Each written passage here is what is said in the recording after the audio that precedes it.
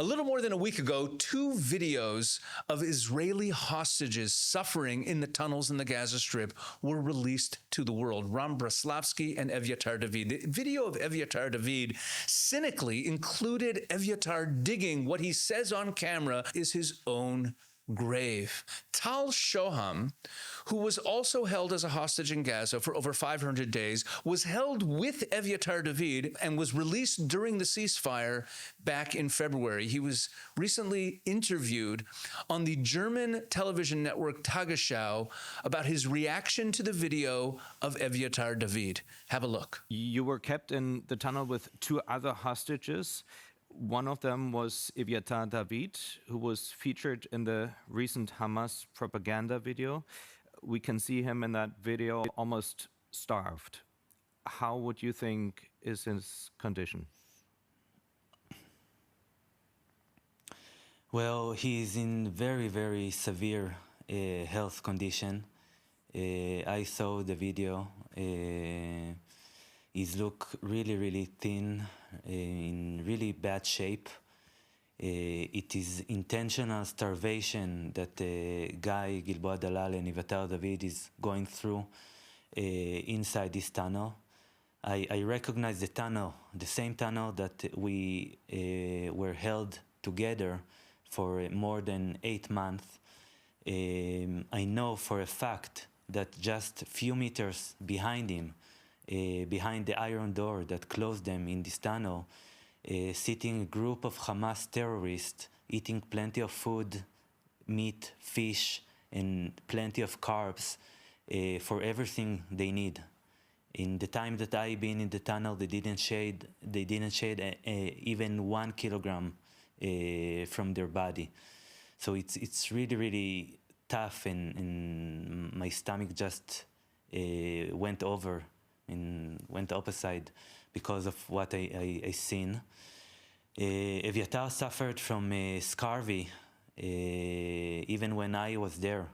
It's a severe vitamin C deficiency.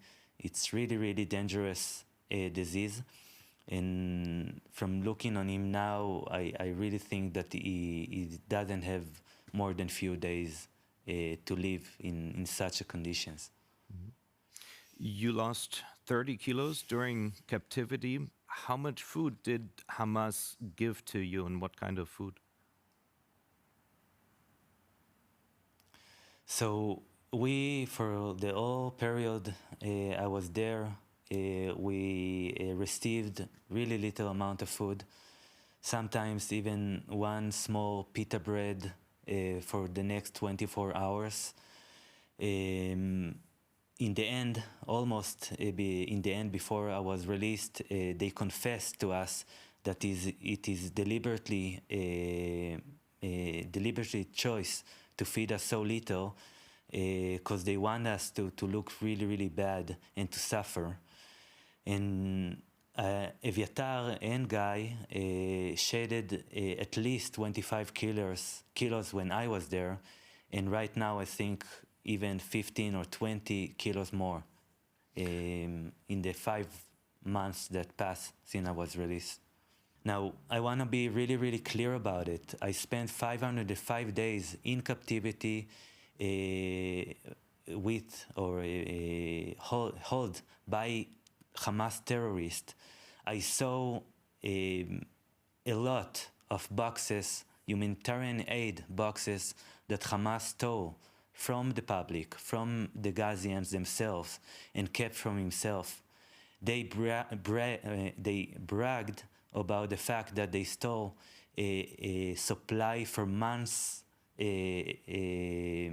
for their needs and for their just living inside the tunnels.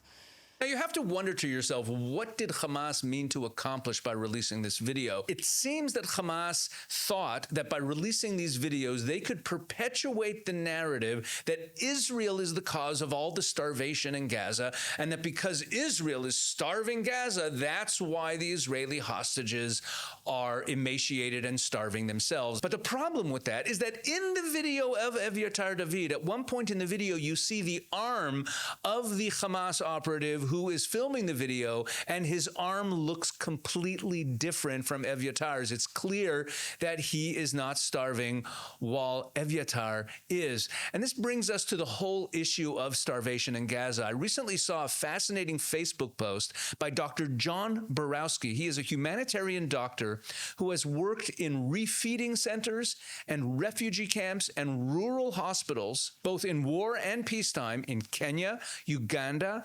Zimbabwe, and India. So he's someone who has seen real famine, real food insecurity, starvation conditions. And he points out a number of problems with the narrative that there is rampant starvation in Gaza. He makes a number of interesting points. First, he points out that in famines, there are hundreds of malnourished children simultaneously, with tens of them hospitalized in massive wards. It is not a disease that afflicts individuals. But the photos that we've been seeing coming out of the Gaza Strip are always of starving individual children. You could also tell from looking at those pictures of those individual children that any doctor could tell you that the children's thin arms and legs are due to cerebral palsy, genetic syndromes, and other chronic causes of cachexia, and not simple starvation. He also points out that the regular photos of groups of children that you see coming out of the Gaza Strip, including those photos of them lining up to collect food, show children that look miserable and dirty, but not at all malnourished. And he points to the fact that their mid-upper arm circumference looks totally healthy. And at the same time, many of the adults in this footage and in these pictures look overweight. And when food is scarce, everyone gets skinny. A third point that he makes is that the latest Hamas-sourced death toll from malnutrition reports twice as many adults as children dying from malnutrition. And this makes absolutely no sense. 2/3 of famine deaths should always be children, especially in a young population where 50% are under 18, as it is in the Gaza Strip. So here you have a professional humanitarian doctor. He's been in these situations before. He's saying that in his professional opinion, it's quite clear there are no famine conditions in Gaza. But what we see from these Hamas videos is that there are people being starved in Gaza, and they're not being starved because there's not enough food around. They're being starved intentionally to torture them. So while the entire world is screaming and yelling about the fake famine and the fake starvation, this hoax that Israel is deliberately starving Gazans, and they're turning a blind eye to those who are being deliberately starved. And those are the Israeli hostages being held by Hamas in those tunnels.